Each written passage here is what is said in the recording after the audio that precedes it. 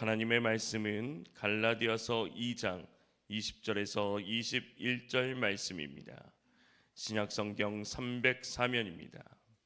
내가 그리스도와 함께 십자가에 못 박혔나니 그런즉 이제는 내가 사는 것이 아니요 오직 내 안에 그리스도께서 사시는 것이라. 이제 내가 육체 가운데 사는 것은 나를 사랑하사 나를 위하여 자기 자신을 버리신 하나님의 아들을 믿는 믿음 안에서 사는 것이라. 내가 하나님의 은혜를 패하지 아니하노니 만일 의롭게 되는 것이 율법으로 말미암으면 그리스도께서 헛되이 죽으셨느니라. 아멘. 오늘 하루도 그리스도 예수의 성품을 닮아가시는 삶이 되시기를 주님의 이름으로 축복합니다. 그리스도인이라고 하면서 우리의 마음속엔 때로는 어느 날 기쁨과 즐거움이 있으면 스스로 구원을 확신하고, 또 다른 날 자신이 분노하거나 뭔가 잘못을 했을 때 구원을 의심하게 되는 경우를 종종 보게 됩니다. 이와 같이 우리의 행위에 중심을 두고 그것을 강조할 때 생길 수 있는 문제를 율법주의라고 합니다. 율법주의는 행위로 거룩함을 얻을 수 있다고 말합니다. 사실 세상의 많은 종교들이 이 율법주의를 기초로 하고 있습니다. 불교에서는 참선을 하고 선행을 해야 합니다.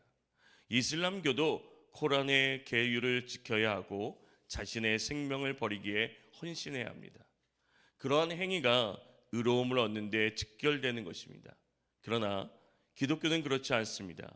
이러한 율법주의, 즉 행위를 강조하는 것이 강해질수록 교회 안에는 자신의 삶에 대해 정죄하는 일이 일어납니다. 자신의 행위를 보고 하나님이 자신을 사랑하시는지의 여부를 달라진다고 생각합니다. 나의 행위가 하나님 앞에서 큰 의미를 가지게 되고, 그렇게 되면 자신의 연약함을 깨달았을 때 구원을 의심하게 됩니다. 율법주의의 영향은 다른 사람들에게도 영향을 미치게 됩니다.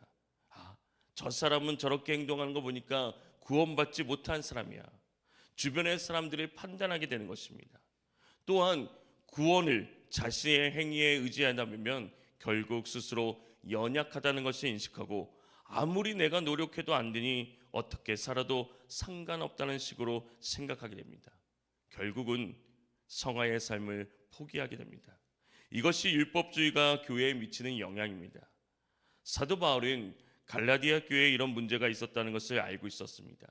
그래서 바울은 오직 은혜를 강조합니다. 그런데 살아가면서 다시 행위를 중심으로 돌아서는 사람들이 있었습니다.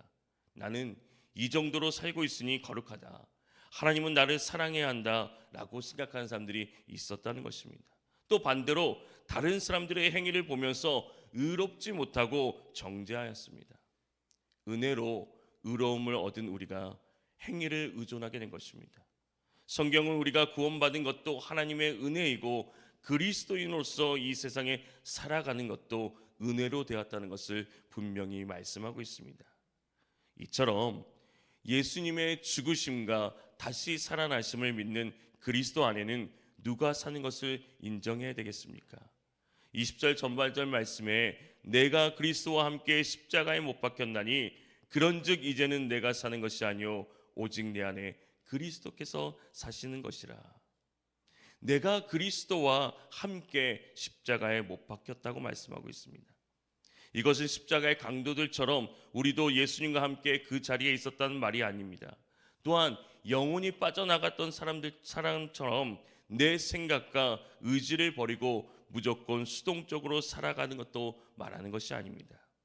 우리는 믿지 않는 사람들과 같이 여전히 연약한 육체 가운데 살아가고 있습니다. 때로 죄를 짓기도 하고 유혹에 빠지기도 하며 화를 참지 못하기도 합니다. 그럼에도 불구하고 그리스도인들이 다른 것은 우리 안에는 예수 그리스도가 살아계신다는 것입니다. 계속해서 율법을 향하여 죽고 하나님을 향하여 사는 것이 어떤 것인지를 구체적으로 말씀하고 있습니다. 율법을 대하여 죽은 것은 곧 그리스도와 함께 십자가에 못 박힌 것입니다. 이제는 더 이상 내 자아가 내 삶의 주인이 되는 것이 아니라 오직 내 안에 그리스도께서 차신 것, 곧 그리스도께서 나의 참된 주인이 되시는 것입니다. 성경은 이것을 새로운 피조물이라고 말합니다. 예수 그리스도께서 성령을 통하여 우리 안에 살고 계신 것입니다. 성령은 우리 안에서 우리의 연약함을 도우시고 탄식하며 기도하십니다. 믿는 자들 안에는 성령님이 함께 하십니다. 우리는 어떻게 살아가야 되는지 잘 모르지만 성령님은 알고 계십니다. 그분께서 날마다 우리를 거룩하게 만드십니다. 성화된 삶은 내가 하나님을 위해 거룩하게 살아가는 것이 먼저가 아닙니다. 그 이전에 하나님께서 내 안에서 나를 거룩하게 만들어가는 삶입니다. 이것은 그리스도의 완전한 연합을, 그리스도와의 완전한 연합을 의미하는 것입니다. 이러한 신비적 연합은 바울 자신에게 완전하고 근본적인 변화를 가져다 주었습니다. 바울이 율법에 대하여 죽지 않았을 때는, 그리스도를 믿는 안에서 살지 못했을 때는 자신이 자기 삶의 주인의 노릇을 하였습니다.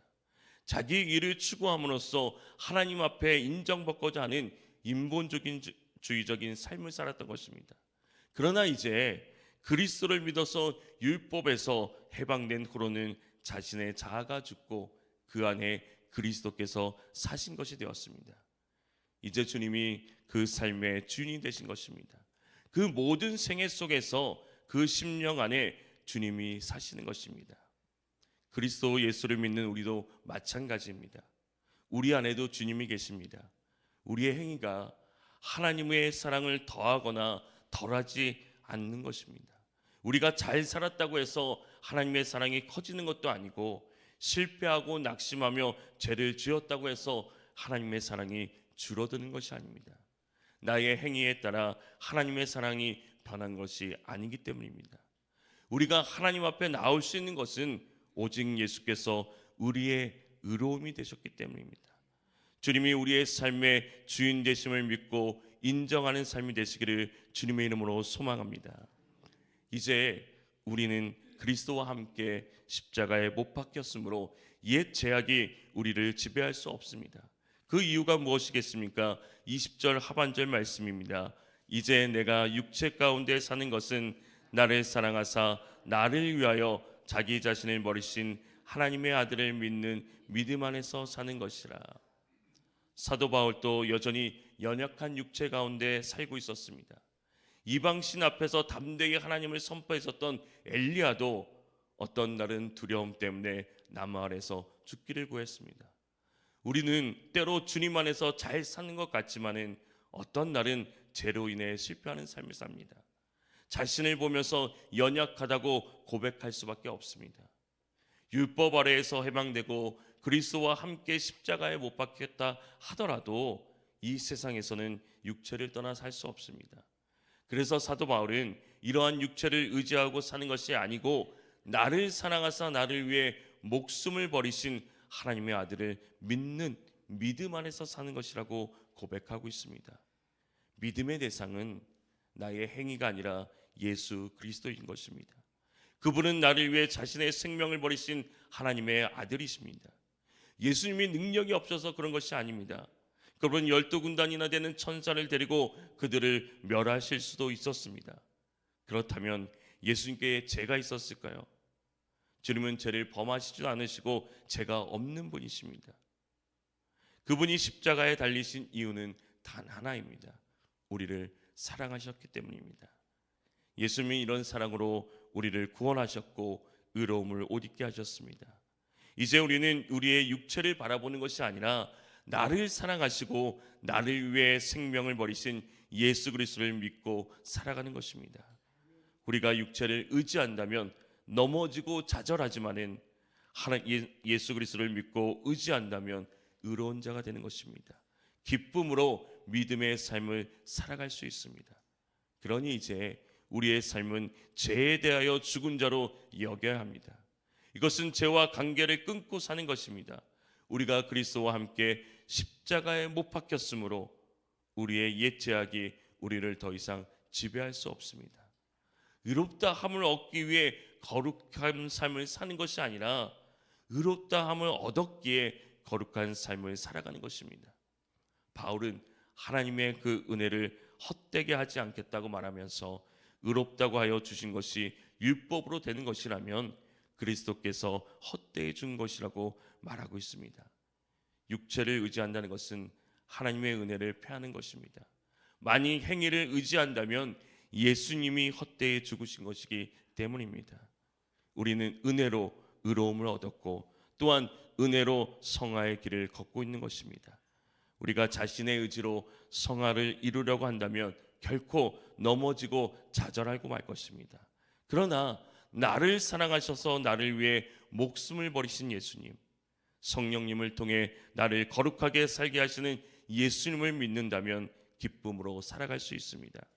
육체 가운데 살아가는 연약한 존재이지만은 대속주이신 그리스도를 믿는 믿음 안에서 산다고 자신 있게 고백할 수 있는 삶이 되시길 바랍니다.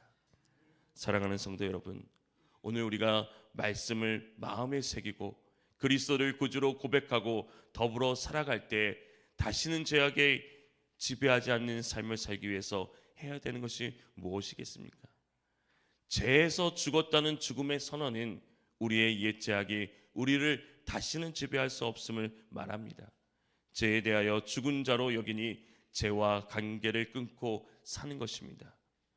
그런데 우리 안에는 끊임없이 살겠다고 말합니다. 그래서 은혜가 필요한 것입니다. 하나님이 주시는 은혜로 죄에 대해서 죽은 자로 여기며 살아갈 수 있습니다. 연약하지만 은혜와 사랑이 넘치고 우리를 가장 잘 아시며 온전히 사랑하시는 하나님은 오늘도 우리를 의롭게 여겨주십니다. 우리의 삶의 초점을 주님께 맞추고 하나님의 사랑을 기억하면서 처음 사랑을 회복하며 그리스도와 함께 죽고 그리스도와 함께 살아가는 저와 여러분이 되시기를 주님의 이름으로 축원합니다. 사랑과 은혜가 풍성하신 하나님 아버지, 우리를 위하여 십자가에 달려 죽기까지 사랑하신 주님의 은혜에 오늘도 감사하며 살아가게 하여 주시옵소서. 십자가의 그 은혜로 이제는 죄에 대하여 죽은 자로 여기고 죄의 사슬을 끊고 주님과 함께 살아가는 삶이 되기를 원합니다. 주여 도와주시옵소서. 더 이상 연약한 육신을 의지하지 않고 나를 사랑하사 나를 위하여 목숨을 버리신 하나님의 아들을 믿는 믿음으로 오늘 또 살아가게 하여 주시옵소서. 주님이 내 안에 계심을 믿음으로 삶의 초점이 주님께 맞춰지게 하옵시고 죄와 유혹을 이겨낼 수 있는 지혜와 능력을 더하여 주시옵소서. 오늘 하루도 주님의 성품 절제를 닮아가기를 원합니다. 하나님이 주시는 능력으로 내 자신을 죄에 대해 죽은 자로 여기며 살아가게 하여 주시옵소서. 이 시간 간절히 기도하며 나갑니다. 주님께서 들으시고 응답하시고 역사하여 주시옵소서. 주님이 살아 역사하심을 보게 하여 주시옵소서. 예수님의 이름으로 기도합니다. 아멘. 오늘 우리가 말씀을 기억하면서 죄와 관계를 끊고 살아가게 하옵소서. 그리스도를 드러내는 교회, 하나님의 은혜를 기억하는 세상이 되게 해달라고, 또 감리사 연수 중에 계시는 담임 목사님 위해서 우리 이 시간 주님의 이름을 간절히 부르며 기도하며 나아가겠습니다.